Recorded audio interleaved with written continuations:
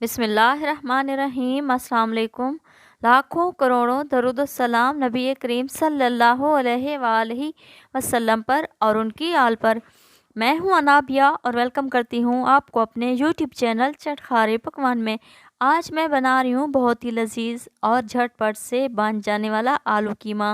Lunch या dinner के लिए भी बना सकते हैं, बहुत ही जल्दी से तैयार हो जाता है और बहुत ही मज़ेदार और दानेदार तैयार होता है।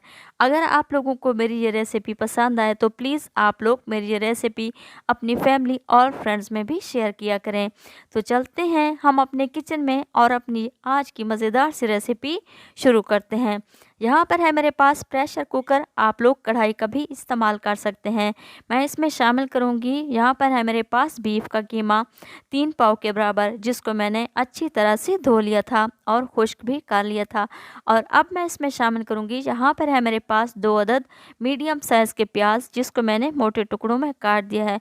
और 3 अदद है यहाँ पर मेरे पास टमाटर, इनको भी मैंने मोटे टुकड़ों में काट दिया है। और अब मैं इसमें स्पाइसेस शामिल करूँगी।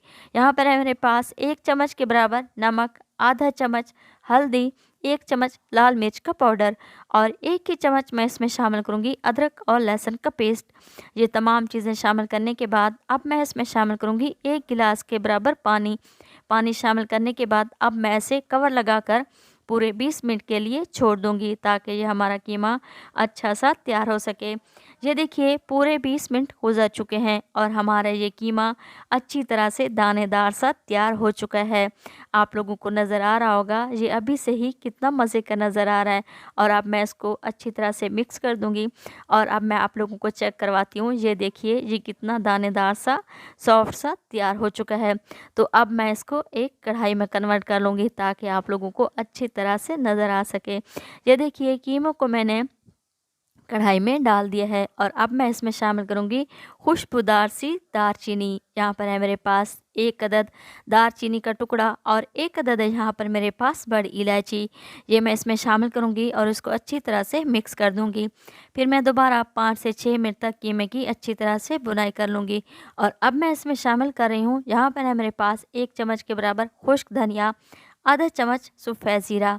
ये शामिल करें और इसको अच्छी तरह से मिक्स कर दें। और अब मैं इसमें शामिल करूँगी आधा कप के बराबर ऑयल। ऑयल शामिल करने के बाद मैं फिर दोबारा इसे 5 से 6 मिनट तक कीमे की अच्छी तरह से भुनाई कर लूँगी। अगर आप लोग मेरे चैनल पर नए हैं तो प्लीज़ आप मेरे चैनल को सब्सक्राइब करें और बेल आइकन को भी प्रेस करना ना भूलिएगा, ताकि मेरी हर आने वाली वीडियो आप लोगों तक सबसे पहले पहुंच सके। ये देखिए कीमे की मैंने अच्छी तरह से भुनाई कर ली है और ऑयल भी ऊपर आ चुका है। और अब मैं इसमें 3 मीडियम साइज़ के आलू शामिल कर दूंगी। आलू शामिल करने के बाद फिर मैं दोबारा इसे 5 से 6 मिनट तक अच्छी तरह से भून लूँगी, ताकि ये सारा मसाला आलू में भी अच्छी तरह से मिक्स हो सके। और आप लोगों ने भी मेरी ये रेसिपी ज़रूर ट्राई करनी है। ये बहुत ही टेस्टी और बहुत ही मज़े की रेसिपी है। आलू कीमा बहुत ही टेस्टी और बहुत ही मज़े का तैयार होता है, बहुत ही दानेदार और मज़ेदार सा। और अब मैं इसमें शामिल करूँगी 2 अदद सब्ज़ मिर्च। अगर आप चाहें तो इसमें सब्ज़ मिर्च को बारीक काट कर भी शामिल कर सकते हैं। ये देखिए सब्ज़ मिर्च शामिल करने के बाद मैं दोबारा इसे 5 से 6 मिनट तक कीमे की और आलू की अच्छी तरह से भुनाई कर लूँगी, ताकि ये आलू अच्छी तरह से सॉफ्ट हो जाए। आप लोग इसे अच्छी तरह से भून लिया करें, ताकि ये हमारा सालन अच्छा सा तैयार हो जाए। आलू और कीमे की मैंने अच्छी तरह से भुनाई कर ली है और ऑयल भी ऊपर आ चुका है। और अब मैं इसमें शामिल करूँगी आधा गिलास के बराबर पानी।